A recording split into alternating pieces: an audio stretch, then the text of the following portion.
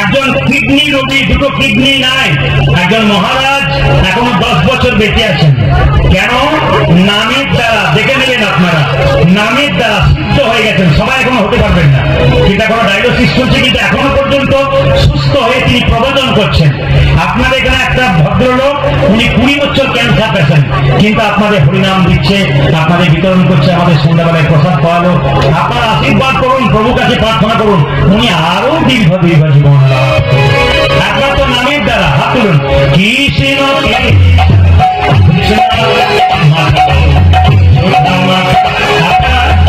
ইউটিউবের মাধ্যমে বিশ্বের বহু মানুষ দেখবে। ইউটিউবের মাধ্যমে আগে দেখান, আপনারা চ্যানেলের মাধ্যমে ভালো করে দেবেন। আপনি দুহাত তুলে দিকে দেখান। তিনি 20 বছর ধরে ক্যান্সার পেশেন্ট, 20 বছর ধরে ক্যান্সার পেশেন্ট।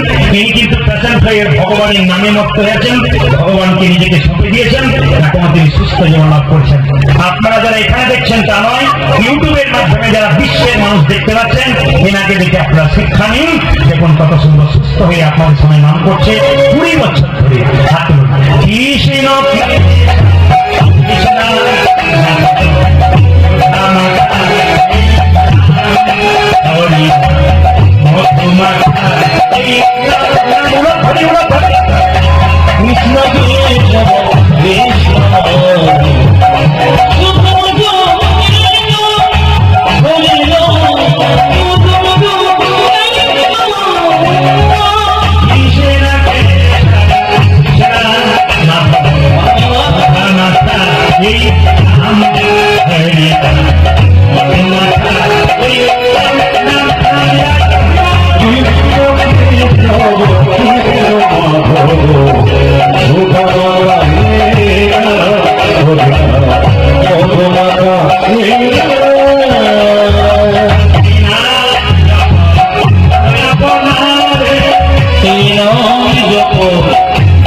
জপনে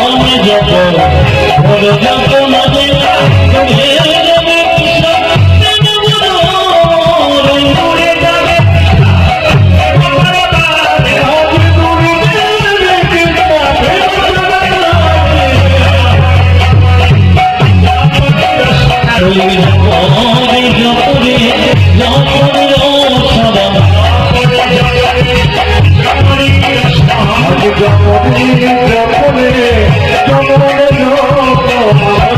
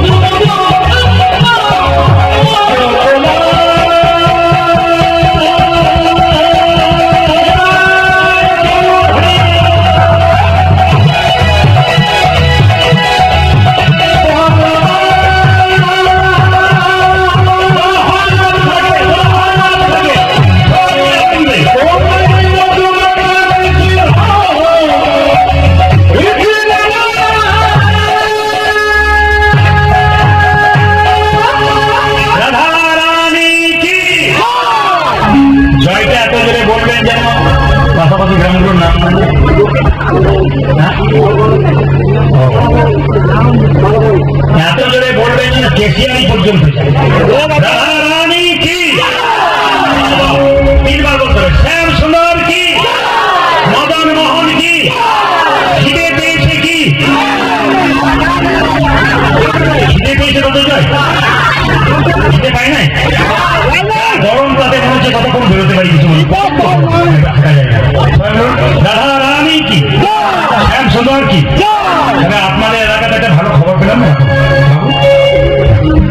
আপনাদের এলাকায় একটা ভালো খবর পেলাম না, বলবো না বাদ দিয়ে দেবো, এখন মন দিয়ে শুনুন।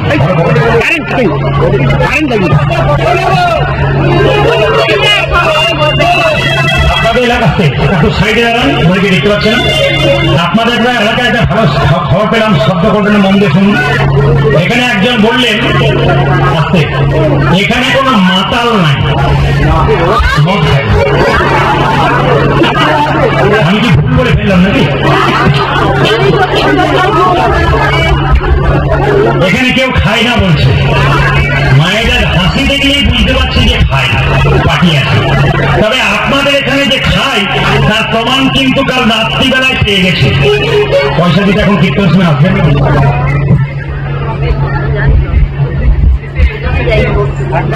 এখন নয়, যারা এবার আগামীতে আসবেন শেষে। আচ্ছা, কালকে আপনাদের এখানে আস্তে আস্তে আমি কিন্তু সিগন্যাল পেয়ে গেছি। আপনাদের এখানে কতগুলো ছেলে পাশের গ্রামে আনতে গিয়েছিল, হ্যাঁ, নাচিন্দা নাকি নচিপুর নাকি বলছে, ওখানে গিয়েছিল। তার আগে নচিপুর ঢোকার আগে একজনকে জিজ্ঞেস করলাম, দাদা আমি জায়গার নাম কি আমদা, আমি আমদা যাবো, আমি সব বুঝলাম পার্টি আছে। বললাম যে আপনি কি করছেন, রাতে একটু খাই। ও আচ্ছা আচ্ছা, বলছে আমি আপনার কীর্তন শুনি, কালকে আমাদের কীর্তন এখানে কীর্তন শুনতে যাবো, কোনো অসুবিধা নাই। বললাম তুমি যত খাও তো তোমার শরীর তো খুব খারাপ। বলছে কোনো অসুবিধা নাই, এটা খেলেই তোমার খাওয়ার হয়নি। আমি কবিতা লিখি। বললাম বাবারে, মেদিনীপুরে এমন কি মাতাল আছে যে কবিতা লিখে।